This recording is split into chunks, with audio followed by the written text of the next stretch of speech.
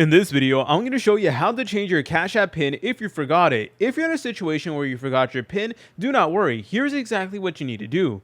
What you need to do is you need to go to the top right and select on your profile picture just like so. From here, please scroll down until you see Security and Privacy. Once you're over here, please go ahead and select on Security Lock right over here, and then go ahead and select on this option in the bottom that says Change a Cash PIN. So let's go ahead and do that really quickly. And then now what you want to do is you want to go ahead and confirm your Cash PIN right over here. So once you're over here, you actually want to press on the button that does say Help. Now my screen is black at the moment due to privacy reasons, but the point is you want to go ahead and select on an option that says Help. It is going to appear towards the bottom, and then you want to select on I forgot my Cash PIN. After that, it is going to send a verification code to the phone number that is associated with your Cash App account. So please make sure to check your messages and enter in the code that you do get. Okay, my screen is black again at the moment, but then it is going to ask you to enter in the last 4 digits of your SSN in order to reset your Cash App PIN.